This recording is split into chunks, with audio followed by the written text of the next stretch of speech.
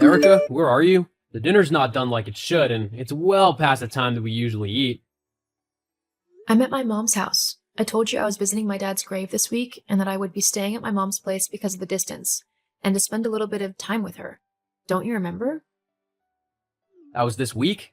How come you never reminded me? I didn't think I needed to. I thought that my husband would actually bother to listen to me when I am talking about things that I find important.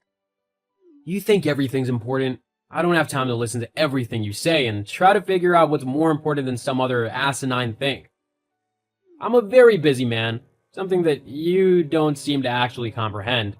Unlike you, I actually have a job to do and I need to do it well, otherwise I'll be fired and we'll have no money to live off of. We're just barely scraping by as it is. Maybe if you actually got a job and helped out more? Hang on a minute. Why are you saying all this? You were the one who said that I should quit my job when we got married because I hated it so much, and that I should focus on developing my writing career. You claimed that your job paid so well that we would be able to survive on your income alone for however long we needed to. Yeah, well, things change. How so? Have you been fired? No? As if I'd be fired. I'm not an incompetent writer. I actually know how to do my job and how to do it well. Then why the sudden hostility about me working? If your job hasn't changed, then your income should be the same as what we've been living on for the last few months. Well, it's not. But why not? What's happened to change how much money we have coming in?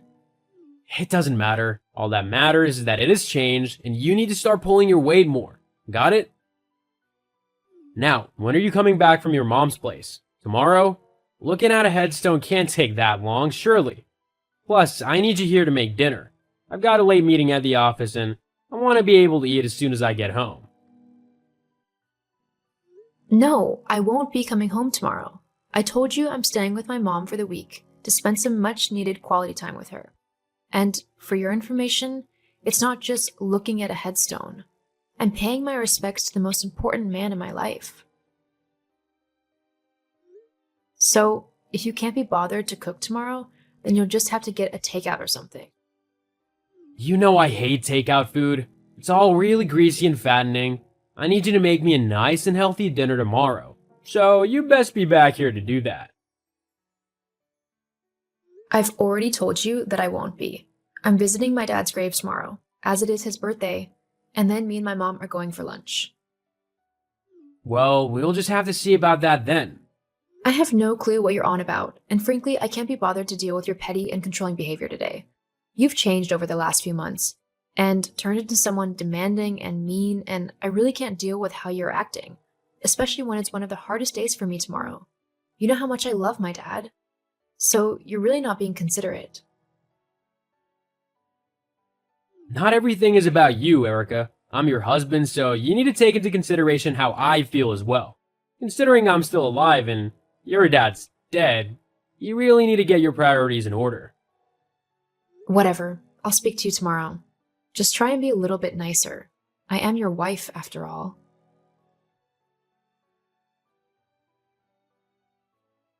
Erica, after our conversation yesterday, I've done a lot of thinking. In fact, I was up almost the whole night thinking over what had happened and what had been said by both of us. Oh, that's good. Yeah, and I came to a conclusion that has been a very long time coming. What's that? I want a divorce. What? Yep, I've decided that you've become much too naggy and too high maintenance to deal with anymore. You're not the same woman I fell in love with, and I no longer have any interest in being with you. Where is this coming from? I mean, honestly, you've never spoken to me about this. Why should I have to? You should have been a good wife and made sure things never go to this state. You should have just stayed home and done what I told you. If you think about it, this divorce is really all your fault. My fault? How is it my fault? Well, with how you spoke to me yesterday, how did you think I would react? A wife shouldn't speak to her husband like that. You know what? Fine. I'll gladly give you a divorce. You're a horrible man anyway, and I'm just sorry I wasted so much of my time on you. I feel exactly the same way about you. Of course, there's the matter of splitting all of our assets and money, including the inheritance that your dad left you when he died. Inheritance? Oh, don't try to play innocent. I know your dad probably left you a load of money when he kicked the bucket. Your family's quite well off, so we'll have to split that as well. As husband and wife, we have to split everything equally. I'll have my lawyers contact you with the divorce papers, which will split everything fairly. Obviously, though, because I've been the sole earner of our family, I'll be getting more of the money than you, as compensation for working hard and providing you with a luxurious lifestyle where you haven't had to lift a finger. Well, that's just plainly not true, is it?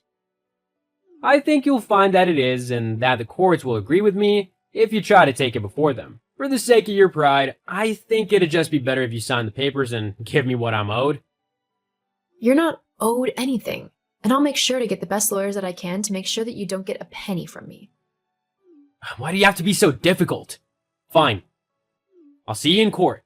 I was gonna be kind and give you a 70-30 split of everything, but now I'll take every single last penny from you. I can't wait to see you try.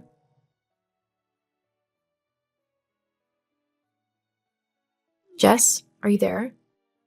Hey Erica, what's up? Arnold messaged me earlier today and told me that he wants a divorce. What? Oh my god, are you okay? Yeah, to be honest, I'm not as upset as you think I would be. I've not been feeling as close to him as I have done in the past. It's like his whole personality has just done a complete 180. It's probably for the better if we do split. Then, what's wrong? I suppose it's just because it happened so suddenly. You know, we've been married for a few years now, so for it all to just come to an end like that, it's just a bit of a shock. Tell me about it. And when he randomly shows up at work just to surprise you and take you out for lunch, it's so cute when he does that. Just the other day, he took me to that new Italian place down the street from my work. You know the one? We went there not too long ago. Hang on. Why is my husband showing up at your work and taking you out to lunch? What? Oh, Oh my god, you've got to be kidding me. He's cheating on me? With you? My best friend? it's not like that. Oh, then tell me what it's like. Because right now, it's looking suspiciously like my best friend has been sleeping with my husband behind my back. I didn't mean to. It just kind of happened. So I'm betting he wants this divorce just so he can be with you. Am I right? I mean, I didn't think he'd actually go through with it. So this was your idea? I just mentioned to him the other day how I felt like I was sharing with him and how I didn't like that. He either wanted to be with me completely or not. I gave him the option of being with either you or me. It's not my fault that he chose me. Maybe if you had been a better wife, then this wouldn't have happened to you. I can't believe I actually considered you my best friend. What kind of friend goes behind someone's back and dates their husband? Let's be honest. You can't really call him your husband at this point. You two are more like acquaintances who disliked each other but were forced to live together. If anything, I'm providing a way out for the both of you. Oh, how kind of you. Let me just get the best friend award to show you how much I appreciate you destroying my marriage. There's no need to be sarcastic. Geez, I can see what Arnold meant when he said you were high maintenance and difficult to deal with. Excuse you? You know what? No. Whatever. The both of you can just get out of my life forever. Oh, believe me, we will be doing that. Just as soon as you sign those divorce papers and give us the money we deserve. What? Arnold told me all about the inheritance that your dad has left you, and we both decided that because you're not been working, you should give us that money as compensation for living without working. Hang on. You're the reason why your income has been so low lately, aren't you? Arnold's been spoiling you, getting you whatever you want, and blaming his low wages on me not working. Well, I might like the finer things in life, but what woman doesn't? It doesn't matter, because with the money you'll give us, we'll be able to afford to move to a much nicer house and live a much better lifestyle. Oh, I don't think so. Not after this conversation, anyway. What do you mean? Well, You've just admitted that you've been cheating with my husband and that you're purposely going after my money to facilitate your lifestyle. Once my lawyers see all of this evidence about how I've been wronged and basically schemed against by you two, then the judge will definitely side with me. What? You can't do that. I take all this back.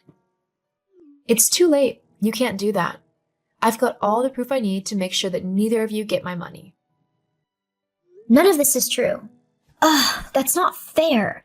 The whole point of you and him getting divorced was so that we could get the money to build our new life together. Looks like you're going to have to come up with a new plan because you're not going to win this one. I can't believe I called you a friend. Just give me the money, okay? Then I'll leave you alone. If you don't, I'll keep messaging you and I won't stop until you give me what I want. So you're actually admitting that you're going to harass me if I don't give you my money? I think that just might guarantee me a restraining order against you. Thanks. What? No. This chat has been really helpful. Thank you, Jessica. I'm glad I came to talk to you about all of this. It really has been a true eye-opener, and it's saved me quite a lot in settlement money. I'll let Arnold know just how helpful you've been to me. I seriously hate you. Yeah, well, the feeling's mutual.